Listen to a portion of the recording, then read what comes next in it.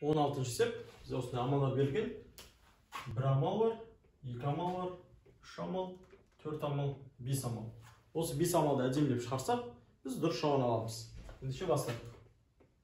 Бірінші азайту. 1/2-ден 1 азайтылған 5-тен 2. 2-ге де 5-ге де бөлініп санын іздейміз, ол бізде 10. 10-ды 2-ге бөлсек 5, 10-ды 5-ге бөлсек 2. 5-ті 1-ге бөлсек 5, 2-ні 2-ге бөлсек 4.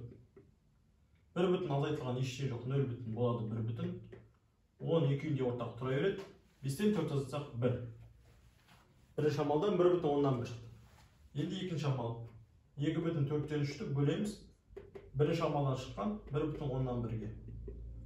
Мына жерде 2-ді аралассам, бұрыс бөлшек айналдырам. 2-ні 4-ге бөлсек 8, оған 3 қоссақ 11. 1-ді 10-ға бөлсек 10, оған 1-ді қоссақ 11. Енді бөлуді көбейтуге айналдырамыз, яғни бірінші бөлшек тұра береді. Көбейту белгісі қойып, екіншісі орындар өзгереді.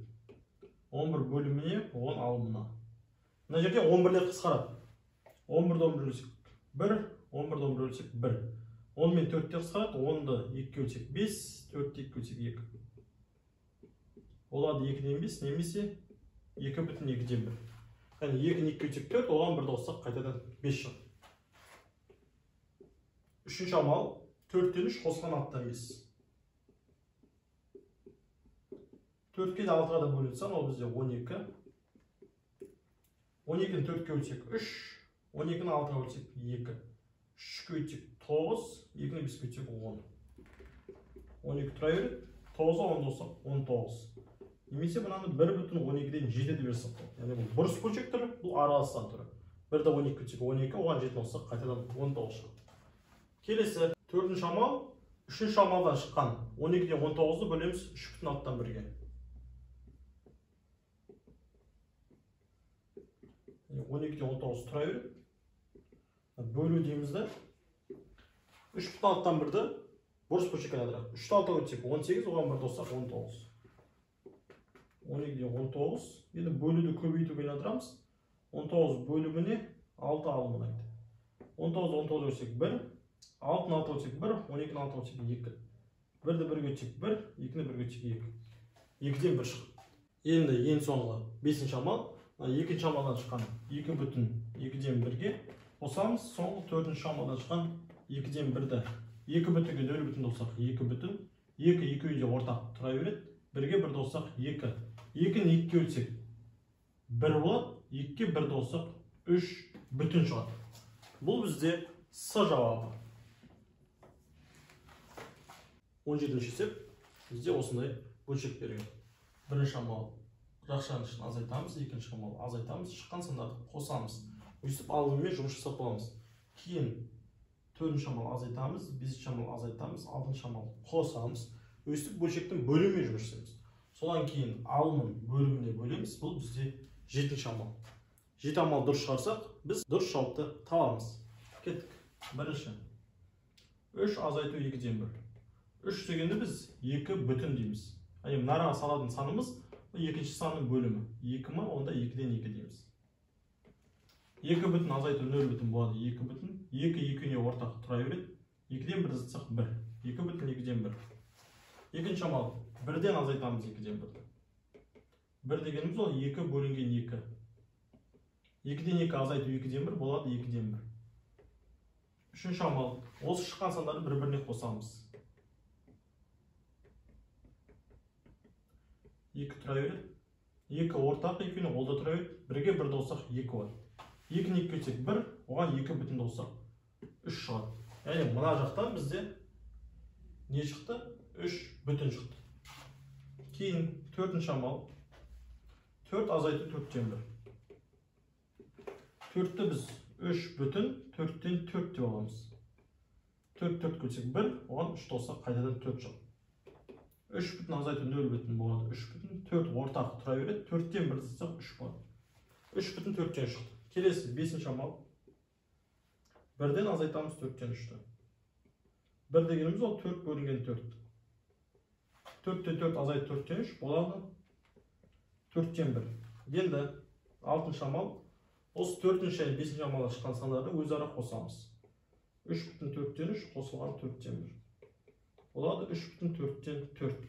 4-ті 4-ке бөлсек 1 болады, 3-ке 1-ді қоссақ 4 бүтін шығады. Яғни мына жақта бізде шықты 4 бүтін.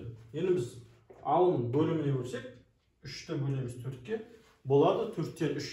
Бұл бізде С жауабында орналасқан. 18-ші сеп, бізде осындай амалдар берілген.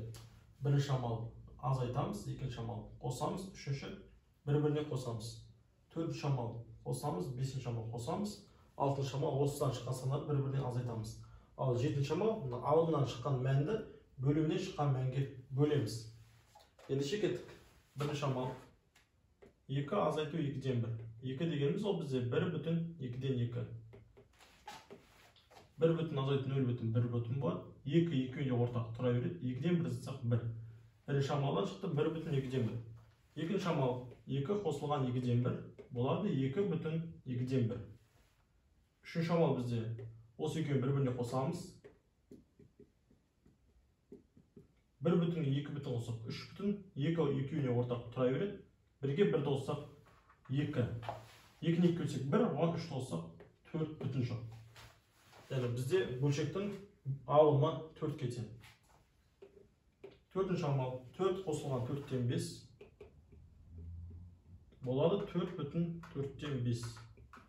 Негізі мына 5 көп болып кетті. Яғни бұл бізде аралас санның ішінде бұрыс бөлшек болып тұр. Сондықтан 5-тен 4 азайтамыз 1 қалып.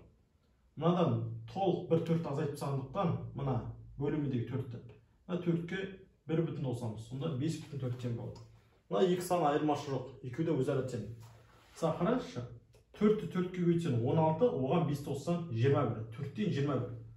4-ті 5-ке көйтсең 20, оған 1-ді қоссаң 21. Мына жақта да 4-тен 21. Екеуі өзара тең. Бесінші амал 4-ке қосасыз 4-тен 3-ті болады 4 бүтін 4-тен 3. Енді 6-шы амалға оралайық. 4-ші амалдан шыққан 5 бүтін 4-тен 1-де азайтамыз 4 бүтін 4-тен 3-ті. Мына жақта 1-ден 3 азайтылмайды, сондықтан біз бұны 4 бүтін 4-тен 5 деп аламыз. Қараңыз, мынадан 1 бүтін азайтып 4 қалып, ал бөліміндегі 4-ті алымына қостық 5 болды. 4 бүтіннен 4 бүтін азайтсақ 0 бүтін ештеңе алмайды. 4 екеуіне ортақ тұра береді. 5-тен 3 азайтсақ 2. 4-тен 2, екеуі де 2-ке қысқарады. 2-ні 2 бөлсек 1, 4-ті 2 бөлсек 2. Болады 2-ден 1. Яғни бөлшектің бөлімі 2-ден 1-ге тең, алымы 4-ке тең. Соңғы 7-ші амал алымында шыққан 4-ті бөлеміз, бөлімінде шыққан 2-ден 1-ге. Немесе 4-ті көбейтеміз 1-ден 2-ге. 4-ті 2-ге өтсең 8, 1 тұра береді, 8-ді 1-ге бөлсең 8 шығады. Бұл 18-ші септің жауабы 8. Бұл бізде Е жауабында орналасқан. 19-ші сеп. Бізде осындай амалдар берілген. Бірінші жақша, екінші оны көбейтеміз. Үшінші жақша, төртінші оны бөлеміз. Бесінші осылардан шыққан санды бір-бірінен азайтамыз. Бізде 5 амал бар. Іске сәт бастайық. Бірінші 2 бүтін 8-ден 3-ке қосамыз 1 бүтін 8-ден 3-ті. 2 бүтінге 1 бүтін қоссақ 3 бүтін. 8 ортақ тұра береді. 3-ке 3 қоссақ 6. 8 мен 6 қысқарады 2-ке. 2-ке бөлсек 3, 2-ке бөлсек 4. Болады 3 бүтін 4-тен 3. Екінші амал осы шыққан 3 бүтін 4-тен 3-ті көбейтеміз 5-тен 4-ке. 4 тұра береді. 3 4 көбейтсек 12, оған 3 қоссақ 15. Көбейтілген 5-тен 4. Енді 4 пен 4 қысқарады. 4 4-ке бөлсек 1, 4 4-ке бөлсек 1. 15 пен 5-те қысқарады. 5-те 5-ке бөлсек 1, 15-те 5-ке бөлсек 3. 3-ті 1-ге бөлсек 3, 1-ді 1-ге бөлсек 1, 3-ті 1-ге бөлсек 3 бүтін шығады екен. Енді үшінші амал біз 11-ден 2-ге қосамыз 3-тен 2-ні. 11 мен 3-ке бөлінетін сан ол 33. 33-ті 11-ге бөлсек 3 болады. 33-ті 3-ке бөлсек 11 болады. 3-ті 2-ке бөлсек 6 болады. 11-ді 2-ке бөлсек 22 болады. 33 екеуінде ортақ тұра береді. 6-ға 22-ні қоссақ 28 болады. 33 пен 28 қысқармайды, осы күйінде қалады. Келесі 4-ші амал Жаңағы 33-тен 28-ді бөлеміз 33-тен 14-ке. Бөлу ол бізде көбейту арқылы жасалынады. Бірінші бөлшек тұра береді. Көбейту екінші бөлшектің орнына ауысады. 14 бөліміне 33 ал мына. 33 пен 33 қысқартамыз 1, 28 пен 14, 14-ке бөледі. 14-ті 14 бөлсек 1, 28-ті 14 бөлсек 2. 2-ні 1-ге өтсек 2, 1-ді 1-ге өтсек 1. 2 бөлу 1, 2 болады. Енді ең соңғы 5-ші амал. Мына жақтан шыққан екінші амалдағы 3-ті азайтамыз. Мына жақтан шыққан 4-ші амалдағы 2-ні. 3 азайту 2 болады 1, ал 1 бізде Д жауабында орналасқан. 20-шы істеп, Қайрат барлық бақтың 5-тен 2 бөлігін шапты. Ал інісі оның қалғанының 3-тен 2 бөлігін шапты. Сұрақ, жалпы шабылмаған қанша жер қалды? Қараңыз, бағы 5 бөлік еді. Оның 5-тен 2 бөлігін Қайрат шапты. Әлі қанша бөлік алды шабылмаған? 5-тен 3 бөлік алды. Міне бұл шабылмаған жер. Ал інісі осы қалғанын 3-тен 2-сін шапты. Мына қалған бөлікті көбейтеміз 3-тен 2-ге. 3 пен 3 қысқарады. 3 көбейтсем 1, 3 көбейтсем 1. 1-ді 2 көбейтсем 2, 5-ті 1-ге өтсем 5. Яғни інісі де барлық бақшаның 5-тен 2 бөлігін шапқан екен. Келесі 5-тен 2 бөлігі ол мына жер. Сонда Қайрат 5-тен 2 бөлігін шапса, інісі де 5-тен 2 бөлігін шапса, әлі шабылмаған қанша жер қалды? 5-тен 1 бөлік алды. Ал бұл бізде С жауабында орналасқан. Немесе қараңыз, бізде 5-тен 3 бөлігі қалды ғой. Сол 5-тен 3 бөліктен азайтамыз інісін шапқан жерін. 5-тен 2-ні. 5 екеуіне ортақ тұра береді. 3-тен 2-ні азайтсақ 1 болады. Мына жақта да 5-тен 1 шықты. Есепті қалай шығарсаңыз да өз еркіңіз. Ең бастысы 5-тен 1 бөлігін дұрыс таба алсаңыз болғаны. 21-ші есеп. Жолаушылар барлық 48 км жолды 3 күнде жүрді. Бірінші күні ол 4-тен 1 бөлігін, екінші күні қалғанын 9-дан 5 бөлігін. Сұрақ, үшінші күні қандай бөлігін жүрді? Алда біз бірінші күні жүрген жолды табайық. 48-ін табамыз 4-тен 1 бөлігін. 48 астында көрінбей тұрған 1 бар. 4 пен 48 қысқарады. 4 көлсек 1, 48 4 көлсек 12. 12-ні 1-ге өтсек 12, 1-ді 1-ге өтсек 1. 12-ні 1-ге өтсек 12. Яғни бірінші күні 12 км жол жүрген екен. Ал бізде қалды қанша километр? 48-ден азайтамыз 12-ні, 36 км жол қалды. Әлі жүруіміз керек. Екінші күні қалған жолдан 36-нын жүрді 9-дан 5 бөлігін. Осыны көбейтеміз 9-дан 5-ке. 36 мен 9 қысқартамыз. 9 9 бөлсем 1, 36-ны 9 бөлсем 4. 4-ті 5-ке өтсем 20. Мына жерде 1 бар. 20-ны бөлсем 20. Яғни екінші күні жолаушылар 20 км жол жүрген екен. Бізде әлі үшінші күні жүру керек қанша жол қалды? 36-тан 20-ны азайтамыз 16 км. Енді сұрақ тұр, осы 16 км барлық жолдың қандай бөлігін құрайды? Біз оны табу үшін бөліміне барлығы тұрады, ал мұнда бізге керегі тұрады. Барлығы бізде есептің шартында берілген 48 км. Ал керегі ол үшінші күні жүрген жол. Үшінші күні ол 16 км. 48 мен 16 бөлінеді. 16 бөлсек 1, 48 16 бөлсек 3. Болады 3-тен 1. Сонда бізге әлі де жүру керек. Үшінші күні барлық жолдан 3-тен 1 бөлігін екен. Ал 3-тен 1 деген жауап А жауабында көрсетілген. 22-ші есеп. Бауыржан кассирге 5280 теңге бергенде, ода ақшасын 7-ден 3 бөлігі қалды. Сұрақ, алғашқыда Бауыржанда қанша ақша болды? Енді қараңызшы, барлық қанша ақша болғанын білмейміз. Бірақ ол барлық ақшасын бір бүтін деп алсақ, ол белгілі бір бөлігін берген кезде 7-ден 3 бөлігі қалған екен. 1-ден азайтсақ 7-ден 3-ті, 1 дегеніміз ол 7-ден 7. Тең болады 7-ден 4-ке. Яғни, ода барлығы қанша ақша болғанын білмейміз. Бірақ ақшасының 7-ден 4-ін берген кезде ода 7-ден 3-і қалды ғой. Ал бергені ол 7-ден 4 деп тұрған жоқ, 5280 теңге тұр. Сонда Бауыржанның 7-ден 4 бөлігі ақшасын, ол 5280 теңге құрайды екен. Бауыржанда білмейміз қанша ақша бар екен, x. Осы x-тің 7-ден 4 бөлігін тапса, ол нешеге тең болу керек? 5280 теңге тең болу. Түсініп тұрсыздар ма? Қараңызшы. Мына барлық Бауыржан ақшасы olsun. 1, 2, 3, 4, 5, 6, 7 бөлікке бөлдік. Ақшасын алып та 7-ге бөліп қойдық. Сөйтеміз де дүкенге кірер кезде ол төлеп тастайды 5280 теңге. Сонда ода қаншасы қалады? Мынау қалады. Ол дегеніміз не ол? 7-ден 3 бөлігі қалады.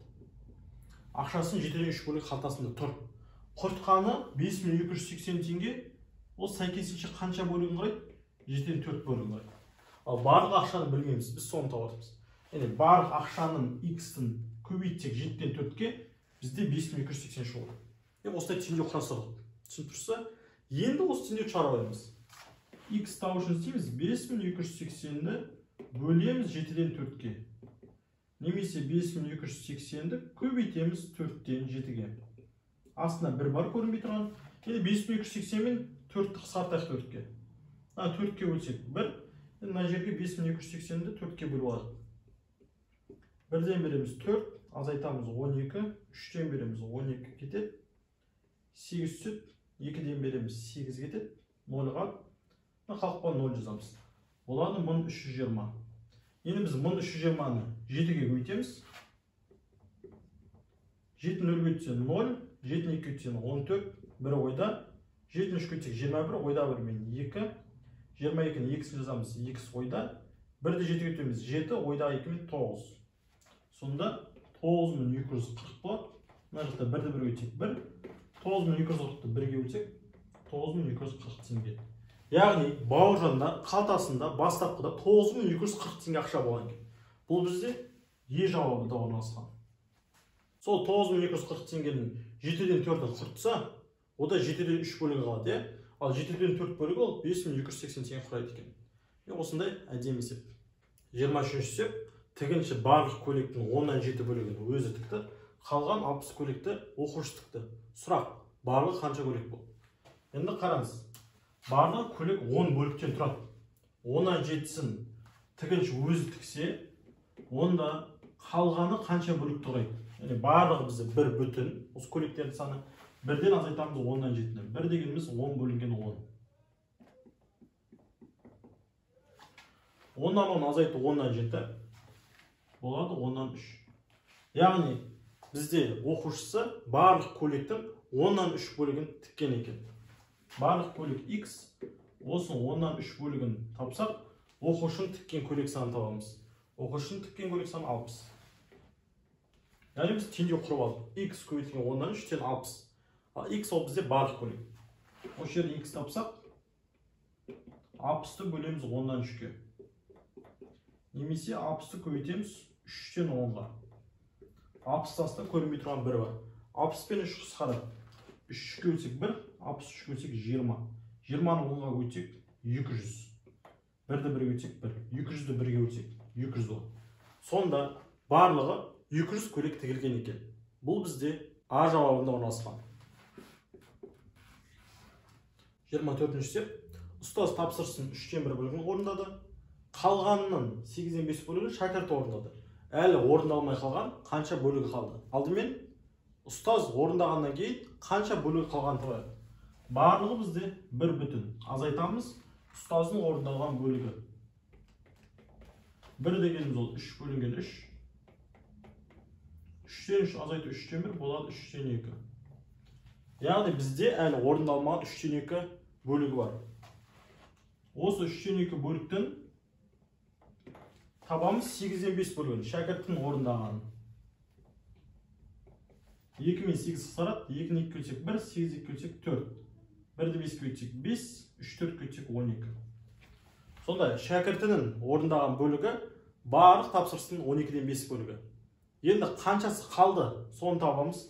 Ол үшін мана ұстаздан кейін қалған бөліктен азайтамыз шәкірттің орындаған бөлігін.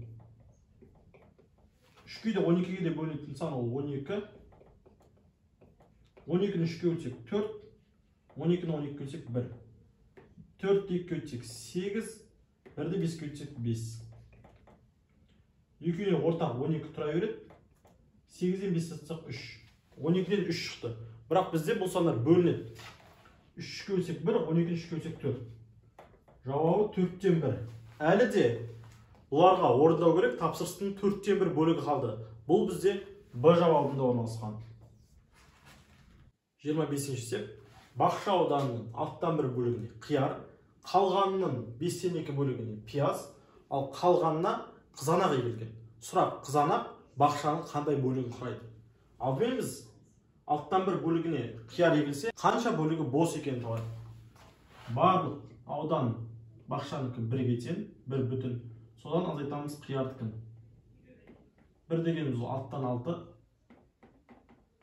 6-тан 6 азайту 6-тан 1, болады 6-дан 5. Яғни бос бөлігі 6-дан 5 бөлігі. Осы бос бөліктің 6-дан 5 бөліктің 5-тен 2-сіне пияз егілген. Яғни осы санды 5-тен 2-ге көйтеміз. 5 мен 5 қысқарады 1, 1. 6 мен 2 қысқарады 2-ні 2 өтсек 1, 6-ны 2 өтсек 3. 1-ді 1-ге өтсек 1, 3-ті 1-ге өтсек 3. Мына 3-тен 1 ол пияздың егілген жері. Яғни барлық ауданның 3-тен 1 бөлігіне пияз егілген екен. Енді бізге қалғанына қызанақ егілген десе, сол қалғанын табу керекпіз. Ол үшін істейміз. Манағы бос ауданнан 6-дан 5-тен азайтамыз пияз егілген ауданды. 3-тен 1-ді. 6-ға да 3-ке бөлінсең, ол 6. 6-ны 6-ға бөлсек 1, 6-ны 3-ке бөлсек 2. 1-ді 5-ке өтсек 5, 2-ні 1-ге өтсек 2. 6-дан 5 азайту 6-дан 2 болады 6-дан 3. 6-да 3-ке қысқарады. 3-ке өтсек 1, 6-ны 3-ке өтсек 2. Тең болады 2-ден 1. Яғни бұл дегеніміз барлық ауданның 2-ден 1-не қызанақ егілген екен. Яғни жартысына қызанақ егілген. Бұл бізде Е жауабында орналасқан. 26-ші есеп. Аида өзіне бар ақшасын 3-тен 1 бөлігін жаратты, кейін тағы да 1000 теңге жаратты.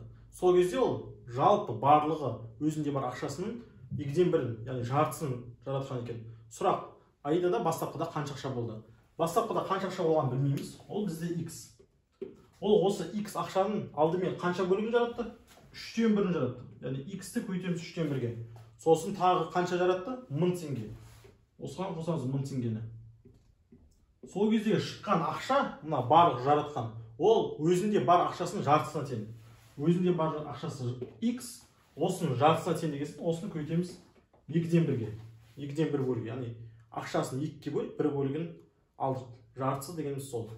Енді мына жерде қарапайым теңдеу шығарамыз. 3-тен 1 X қосылған 1000 тең 2-ден 1 X. X 3-тен 1-ге көйтіне, 3-тен 1-ді X-ке көйтіне, 2-ге 1. Яғни 2-ні 3-ке көйтсен де 6, 3-ті 2-ке көйтсен де 6. Сол себепті мына жерде көбейткіштер орын ауысқаннан ештеңе өзгермейді. 1000 теңге тұра береді. 2-ден 1 X-тен азайтамыз 3-тен 1 X-ті. Енді қараңыз, 1000 теңге тұра береді. 2-ге де 3-ке де бөлінсең, ол 6.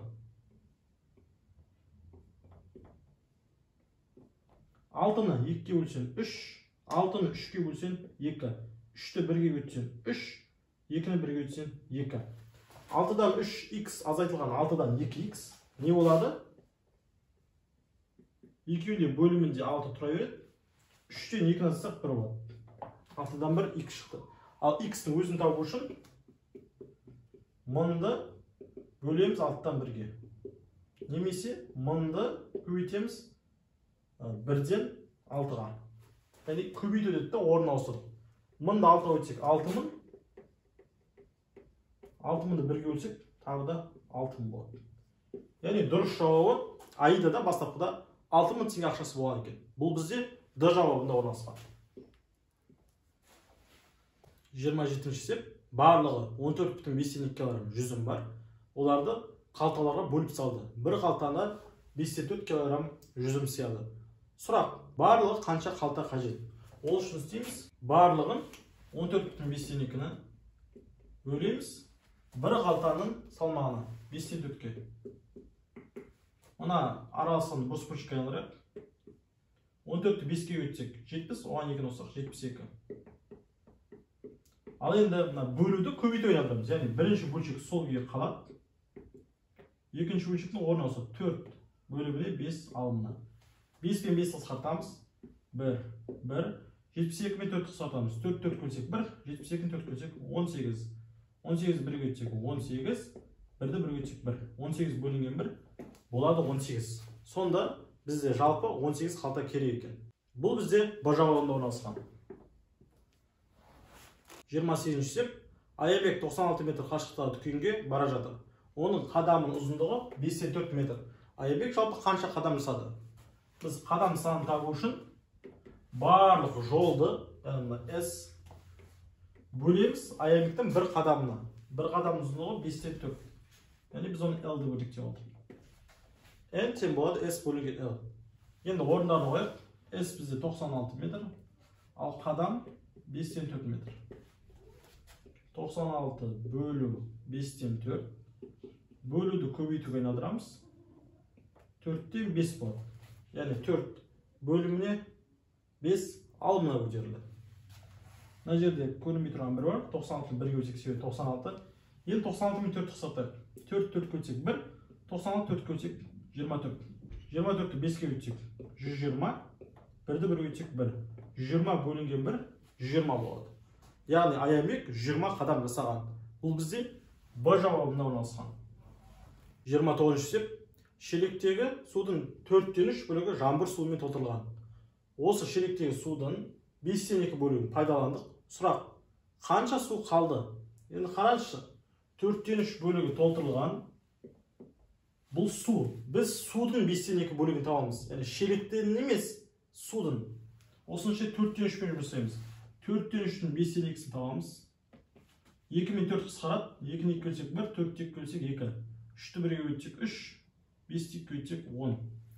10-нан 3 бөлігі. Яғни барлық шелектің 10-нан 3 бөлігіндей суды алдық. Мұна алған бөлік бұл барлық шелекке қатысты.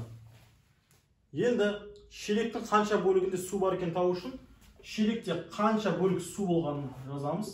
Және шелекте қанша бөлігін алғанын жазамыз.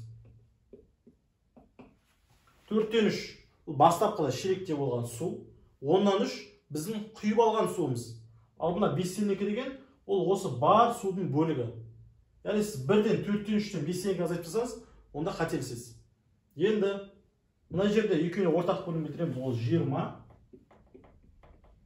20-ны 4-ке бөлсек 5, 20-ны 10-ға бөлсек 2, 5 3-ке бөлсек 15, 2-ні 3-ке бөлсек 6.